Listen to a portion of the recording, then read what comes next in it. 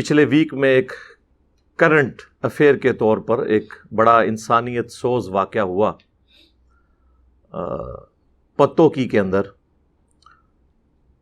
جس میں ایک پاپڑ بیچنے والا، اس کا نام اشرف رپورٹ ہوا ہے، اس کی لاش سر عام رکھی ہوئی تھی اس میرج ہال کے اندر، اور سینکڑوں کا مجمع جو ہے وہ بڑی بے فکری کے ساتھ کھانا کھا رہا تھا۔ اس لاش کے اوپر انہوں نے ایک چادر دی ہوئی تھی، منہ اس کا کھلا ہوا تھا جس پہ مکھیاں بھی بیٹھی ہوئی تھیں۔ اسی حال میں سے کسی نے جرأت کر کے ایک ویڈیو بنائی جس میں انہوں نے ریئل ٹائم دکھایا کہ یہ لاش کہاں پہ پڑی ہے، پھر آڈینس بھی دکھائی جو وہاں پہ بیٹھی ہوئی تھی، جتنی اتنی بے فکری کے ساتھ ایک لاش کی موجودگی کے اندر، بجائے اس کے کہ اسے وہ کسی ہاسپٹل تک پہنچاتے یا ایمرجنسی والوں کے حوالے کرتے، بڑی بے فکری سے وہ کھانا کھا رہے تھے۔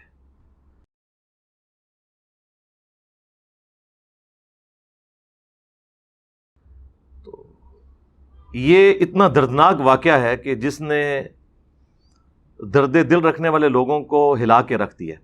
باقی جو اس واقعے کے حوالے سے مختلف چیزیں رپورٹ ہوئی ہیں، ایک بیان یہ تھا کہ اس نے کوئی چوری کی تو اس کی وجہ سے اس کی پٹائی ہوئی، لیکن وہ بھی کوئی چیز ثابت نہیں ہوئی۔ جو سب سے مضبوط رائے پتہ چلی ہے وہ یہی ہے کہ اسے ہارٹ فیلئر ہوا جب وہ نوٹ وغیرہ لوٹ رہا تھا بارات کے موقع کے اوپر۔ بہرحال کچھ بھی ہوا، یہ تو ایک چونکہ اب کیس انڈر انویسٹیگیشن ہے، ہمیں اس سے کوئی غرض نہیں ہے کہ لوگوں نے اسے مار کے قتل کیا یا وہ نیچرل ڈیتھ مرا۔ دونوں صورتوں میں اصل ایشو جو بڑے والا ہے وہ یہ ہے کہ ایک لاش کی موجودگی میں اتنے زیادہ لوگ جو مسلمان کہلاتے ہیں اتنی بے فکری کے ساتھ کھانا کھا رہے ہیں اور انہیں اس چیز کی پرواہ نہیں۔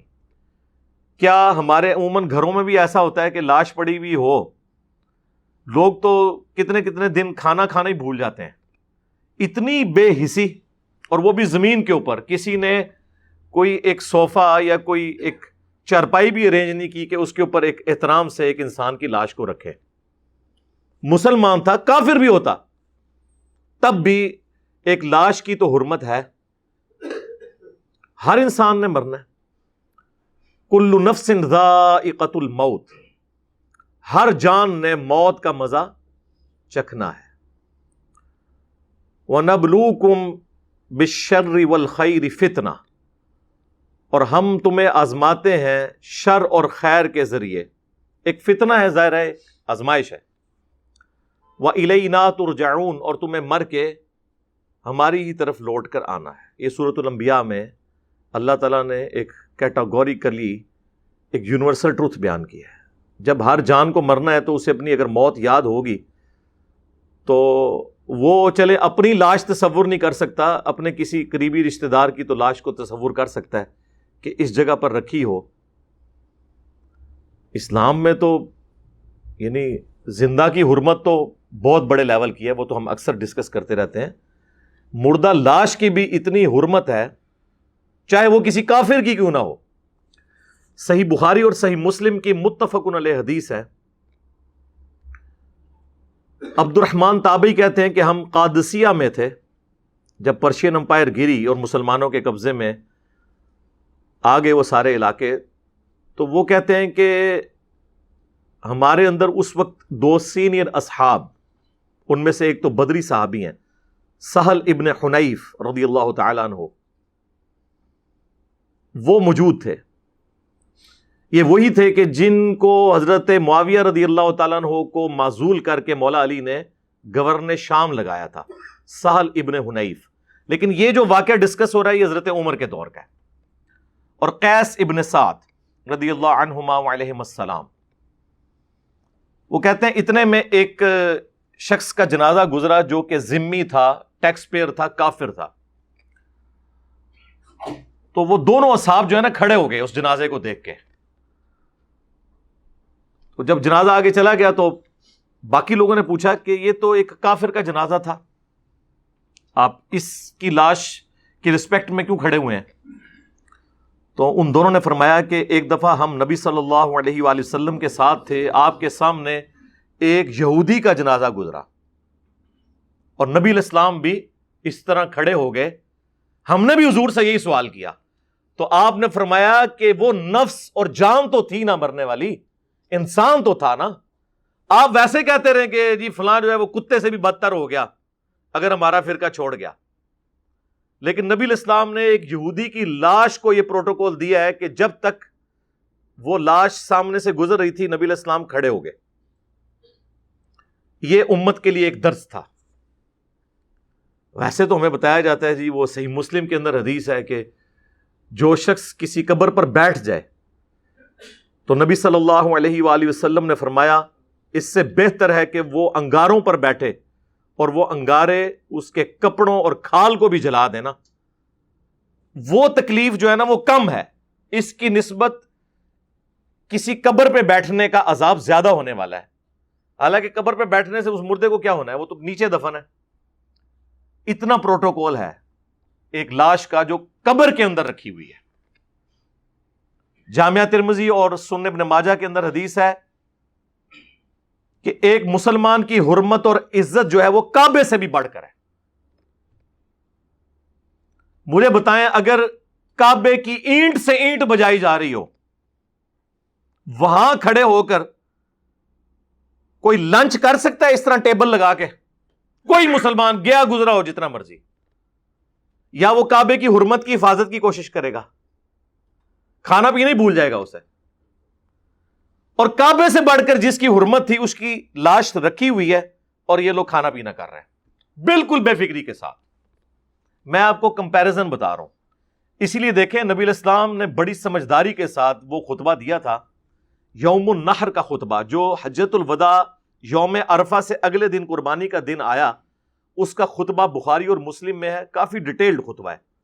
اس میں الفاظ ہیں کہ نبی صلی اللہ علیہ وآلہ وسلم نے فرمایا جس طرح اس حرمت والے مہینے ذوالحجہ کی حرمت ہے، اس شہر مکہ کی حرمت ہے، آج کے اس قربانی کے دن کی حرمت ہے 10 ذوالحجہ کی، اسی طریقے سے اللہ تعالی کے نزدیک تمہاری جان، مال اور عزت ایک مسلمان کی دوسرے کے حق میں حرام ہے. ان کی بھی حرمت اسی طریقے سے ہے. نبی علیہ السلام نے یہ 3 چیزوں کو 3 چیزوں سے کمپیئر اس لیے کیا کہ ذوالحجہ کی حرمت تو سارے مان لیں گے، کعبے کی حرمت بھی مان لیں گے، قربانی کے دن کو بھی بڑی عزت دیں گے، لیکن حقوق العباد کے معاملے میں ڈھیلے ہو جائیں گے. نبی علیہ السلام نے ان 3 چیزوں کے ایکویلنٹ پھر 3 چیزیں گنوائیں: جان، مال، عزت ایک مسلمان کی دوسرے مسلمان کے حق میں حرام ہے. جس طرح کہ اس طرح تم حرام سمجھتے ہو ذوالحجہ کی حرمت کو پامال کرنا، یا کعبہ شریف کی حرمت کو پامال کرنا، یا قربانی کے دن کی حرمت کو پامال کرنا. کمپیریزن دیکھیں، یہ ہے وہ دین جو کتابوں کے اندر آیا ہوا ہے. یہ جذباتی دین نہیں ہے، یہ دین کی روح ہے. لوگ حقوق اللہ کے معاملے کے اندر تو آپ کو بڑے ماشاء اللہ تعالی نظر آئیں گے ایکٹیو. حقوق العباد کے حوالے سے جہاں کہیں بھی کبھی ٹیسٹ آیا ہے مسلمان کے اوپر، میں نے تو مسلمانوں کو فیل ہوتے ہوئے دیکھا ہے، جس کی زندہ مثال یہ والی ایکٹیویٹی ہوئی. یہ تو انسان اپنے آپ کو وہاں رکھ کے دیکھے نا. بخاری اور مسلم دونوں میں حدیث ہے، اس ذات کی قسم جس کے قبضے قدرت میں میری جان ہے، تم اس وقت تک مؤمن ہو ہی نہیں سکتے جب تک کہ اپنے بھائی کے حق میں بھی وہ چیز پسند نہ کر لو جو اپنے حق میں پسند کرتے ہو.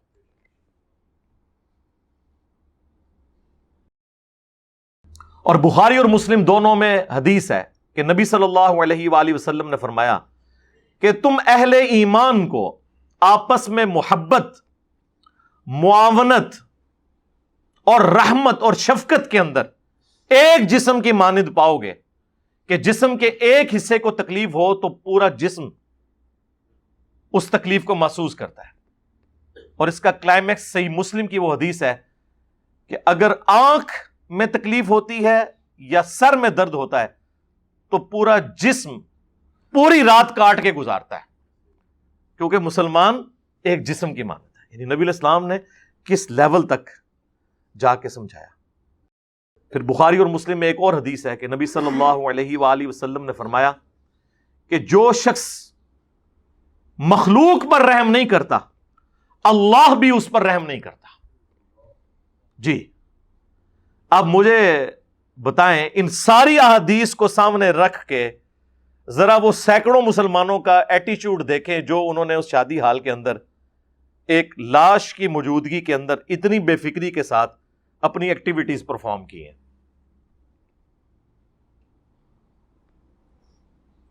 نعرے لگوا لیں ان سے, نعروں میں ان کا مقابلہ کوئی نہیں کر سکتا, ٹوکے اٹھانے میں ان کا مقابلہ کوئی نہیں کر سکتا, اور جہاں پریکٹیکلی کوئی کام کرنے کی باری آتی ہے وہاں یہ دیکھ لیں کہ سارے کے سارے فیل ہو جاتے ہیں.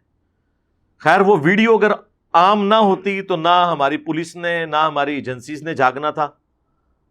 اس کے بعد وہ جاگے جی اتنے بندے گرفتار ہو گئے, یہ ہو گیا وہ ہو گیا. اس یعنی وہ وہاں کا جو شادی ہال کا مینیجر ہے اس کو گرفتار کر لیا ہے. اس بیچارے کی کیا اوقات ہے وہاں پہ, وہ تو صرف مینجمنٹ کر رہا ہے. وہ اکیلا روک سکتا تھا, اب شادی والے جب کہیں گے جی کھانا کھول دو تو وہ اس کو پکڑ لیا. میرا تو خیال ہے سب سے پہلے دولہے کو اور اس کے ماں باپ کو اور دلہن کو تو چھوڑ دیا جائے, ظاہر ہے وہ تو بیچاری ڈیفینسو موڈ میں ہی ہوگی, عورت ہے, لیکن اس کے باپ کو ضرور پکڑا جائے, دولہے کے باپ کو بھی اور دلہن کے باپ کو بھی, ان کو گرفتار کیا جائے کہ یار تم لوگ انسان ہو یا جانور ہو, اس طرح کا سلوک کرتے ہیں. تمہارے اپنے اوپر یہ سب کچھ ہوتا تو کیا تم لوگ بھی اسی طریقے سے بیہیو کرتے اگر گھر میں لاش رکھی ہوئی ہوتی؟ اور تم لوگوں نے اتنی بے فکری کے ساتھ ایک ایکٹیویٹی پرفارم کی ہے اور اس طرف دیکھ بھی نہیں رہا کوئی, اتنی بے فکری کے ساتھ کھانے کے اوپر ٹوٹے میں. میں کہتا ہوں جی اس کو تو چھوڑ دیں, وہاں پہ کوئی جانور مرا پڑا ہو نا, میرے سے تو وہاں پہ روٹی بھی نہ کھائی جائے کہ یار اس کو پہلے ٹھکانے لگاؤ. اللہ کے بندو, ظاہر ہے انسان کو اللہ نے رقیق القلب بنایا ہے, بہرحال کسی کی نیچر پرورٹڈ ہو جائے الگ بات ہے, ادروائز انسان میں تو انسانیت ہونی چاہیے, انس ہونا چاہیے, محبت ہونی چاہیے دوسرے انسان کے لیے. میں نے تو آپ کو احادیث سے یعنی یہودیوں کے جنازے کی مثال دے دی ہے, پیچھے تو کوئی بات ہی نہیں بچ جاتی, کیونکہ ہم تو سب سے بری مخلوق انہی کو سمجھتے ہیں نا. اسی لیے جب ہم نے کسی کو گالی دینی ہوتی ہے تو ہم اسے کہہ دیتے ہیں یہودی ایجنٹ, چاہے وہ ملک کا پرائم منسٹر ہو اور چاہے یعنی جس طرح پرائم منسٹر صاحب کی وجہ سے ہمارے باقی پولیٹیکل جماعتیں جو ہے نا ان میں کافی بدلاؤ آیا ہے جب تک عمران خان صاحب میدان عمل میں نہیں اترے تھے. اس طریقے سے ہمارے میدان عمل میں اترنے کے بعد مولویوں کو بھی اب تھوڑی سی تیاری کرنی پڑتی ہے جمعے کا خطبہ دینے سے پہلے کہ کوئی پوچھ ہی نہ لوے. پہلے تو ان کو ہوتا تھا کہ دیکھی جائے گی, کسی کی مجال ہم سے پوچھ سکے. تو خدا کے لیے ہوش کے ناخن لیں اور اپنی آخرت کی فکر کریں. باقی دیکھیں ہر شخص نے مرنا ہے. میں تو کہتا ہوں جب انسان اپنی موت کو یاد کرتا ہے تو انسان کانپ اٹھتا ہے کہ کسی کے ساتھ بھی ایسا معاملہ ہو سکتا ہے, کسی کے بچے کے ساتھ ایسا ہو سکتا ہے, کسی کے باپ کے ساتھ ایسا ہو سکتا ہے. موت نے بتا کے تو نہیں آنا. تو جب آپ کسی دوسرے کے ساتھ اس طرح کا سلوک کر رہے ہیں تو کل کو آپ بھی تیار رہیں کہ آپ کے ساتھ بھی اس طرح کی ایکٹیویٹی پرفارم ہو سکتی ہے. اور شوق اتنا چڑھا ہوا ہے پوری دنیا میں اسلام کا پرچم لہرانے کا, آپ کا کوئی کام ایسا ہے کہ جو آپ پریزنٹ کر سکیں کافروں کو کہ ہاں جی یہ دیکھو, ہاں ان کے تو ہم آپ کو دکھا دیتے ہیں, پھر گالیاں کھانی پڑتی ہیں مجھے. جی انجینئر صاحب گوروں کی تعریف کرتے ہیں, کی کریے پھر تو اسی بھی کو لے کے آؤ نا. وہاں یقین کریں بلی, کتا, گھوڑا, بکری, کسی بھی چیز کو ہلکا سا زخم لگ جائے تو آپ دیکھیں وہاں پہ ڈاکٹرز گاڑیاں پہنچ جاتی ہیں. ہوتا ہے کہ نہیں, آپ لوگ دیکھتے نہیں ہیں. اور یہاں پر 112 222 کو بھی بلوائیں تو پتا چلتا ہے پورے شہر میں ایک ہی ایمبولینس ہے. اگر وہ کہیں اور گئی ہوئی ہے تو بس دوسرے آپ انتظار کریں 1-1.5 گھنٹے. اگر بندہ ہارٹ اٹیک کی کنڈیشن کے اندر ہے تو پھر وہ بے شک مر ہی جائے. وہ اپنے ٹائم پہ ہی گاڑی آئے گی. ہمارا اوور آل ایٹیچیوڈ یہ ہے.